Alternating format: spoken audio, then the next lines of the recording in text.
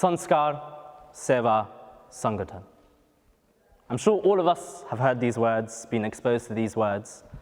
And so today I'll share a personal story about how I discovered these words, how through experiences, stories, I grew to understand what these three words mean. It all started actually, I started reflecting on this 2 years ago.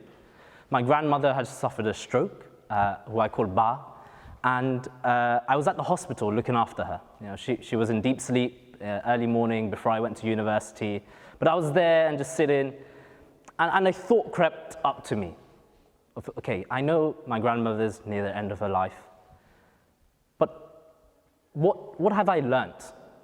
You know, what did she stand for? You know, we always get told that, you know, especially here in eulogies, etc., this person stood for this. This is what we should learn. So I was thinking, what did my Ba teach me? And I don't remember her sitting me down like, Bhavya, this is what you should do, this is what is right, this is what is wrong. She never did any of that. But instead, she lived these three words. She showed me why Sanskaar, Sewa, and Sanghthan are important. So she was born in Bharat, got married at a very young age to my grandfather. My grandfather was a trader, a merchant. He had a business of import-export of textiles. So he often used to travel different parts of the world. My grandmother, she wasn't very well educated, but she was a housewife. So when they were actually quite young into the marriage, they moved to Yemen. I know Yemen, a Middle Eastern country, doesn't have a good reputation right now, but back then it was a British colony, and a lot of Indians used to migrate to this, especially this city called Aden. It's a port city. And so my grandfather had business there set up, and so they moved at a very young age in the marriage. And for my grandmother, it's quite strange. That was the first time she had ever left Bharat, and that too to permanently relocate to Yemen, a country where she doesn't speak Arabic, a country where she has to raise her children, and a country where she doesn't really know anyone. My grandfather had his business, but my grandmother didn't really have anyone. She had 6 children in Yemen, 6 children, 5 daughters, 1 son. So imagine raising 6 children in Yemen without knowing anyone, without being that well educated, the challenges that come as an immigrant, but also as a mother. And yet, all 6 of her children, she gave this love to, this motherly love that we all know. She raised them with the qualities, the sanskars, our values. She raised them to be good human beings. But more importantly, when I used to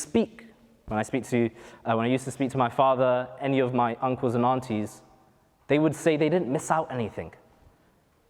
They felt as connected to homeland as they did in Yemen. They felt like they were brought up with the right values.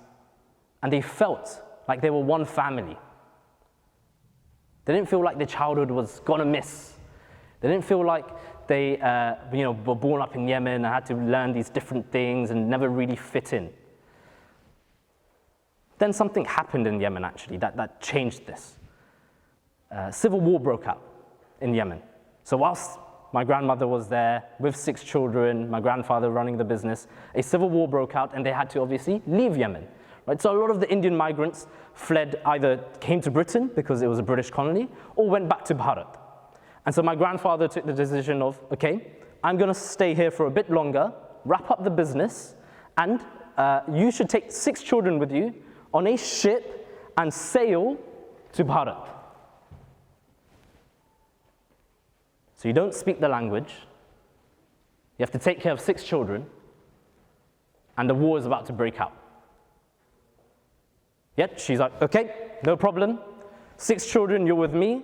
We'll take this ship, we'll get to Mumbai, and we'll reach safely, and we'll have to rebuild our lives back in Bharat. And that's exactly what she did, alone. Fast forward many years, my brother was born, I was born, and we were fortunate to be brought up in a joint family. So I used to stay with my dada and my ba. And I remember one story when I was quite young. we used to share a room, and I used to share a room with my ba. So we'd be on separate beds, and we'd be about to go to sleep. Imagine a 5-year-old Bhavya doesn't want to sleep, running around, causing havoc, like, do we have to sleep? And then there's my ba, who's calm, quiet, like, oh, don't worry, Bhavya, let me tell you a bedtime story. She'd tell me a lovely story. Then she would be like, oh, before we go to sleep, we should say the Nokar mantra. So for Jains, this mantra is very important. And so we just recite the Nokar mantra, and let's have a race. Let's see who can get the first one to 13, and that's the winner.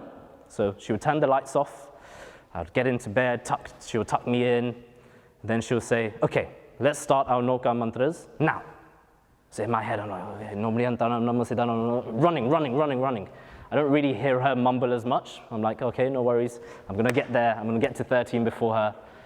And before I know it, lights are out, I'm knocked out. I wake up in the morning not knowing what happened. In that rush of, she knew, he's so hyper, let's get him to really focus on one thing. In the rush of saying my Nokar mantra, saying the mantra, I just knocked out. And every day she would do this, every night. I would never learn that I can't get to 13 because I'll just fall asleep before, but every night she would do this. Another story is, every morning when I did wake up, she would drop me off to school. Only a 10-minute walk. And in that 10-minute walk, again, this young Bhavya talking about, doesn't really want to go to school in the morning, instead wants to go to a corner shop and have a sweet instead. But she would take my mind off school. She would talk about, she knew I liked cars, she knew I liked wrestling. So she would ask me about that. Oh, what car is that? What car is that on the street? Oh, that looks like a nice car. Oh, I haven't seen this car parked here before. She would take my mind off things. And then slowly when we're approaching the school gates and my mind's like, oh, really, school? She'd be like, have a nice day. Make sure you do well in maths because I know you're good at maths, but also try to pay attention in English. And she would make me feel comfortable. That loving nature that a grandmother has. And later in life, when she had her first stroke, we had a discussion as a family, and we were talking about organ donation. It's a hard conversation to have because we know she was at the end of life, she had a stroke, we need to get the will in place, etc., all of these things. But my brother and I were talking about organ donation and why it's important, why we should do it, why we should give back to society. She just sat there, as always, calm, listening. We said, we gave our lecture, we gave our speech of why we should do it, etc., etc. Then she just said, I agree. That's why I told the doctors already that I want you to use my organs. Very calmly, she proceeded to say, what use is our body after we pass away? We know that when the Atma leaves the soul, when your Atma leaves your body is no use to us. And so in that moment, when I'm back at the hospital, when I'm sitting, when I'm thinking about what did she stand for, those 3 words really resonated with me. The sanskars that she would give to us, to my father, to my uncles and aunties, to my brother and I. The Sanghthan she showed to keep such a big family united. My grandfather passed away in 2011. My father passed away in 2012. And she was the head of the family. She kept us together. She kept us united. Not only us, but the wider Samaj as well. The wider community she has built, we have built. And Sewa, she always did what society needed her to do, what her family needed her to do. Whether it's take 6 children on a ship back to Mumbai, or whether it's move to the UK, or whether it's donating her organs.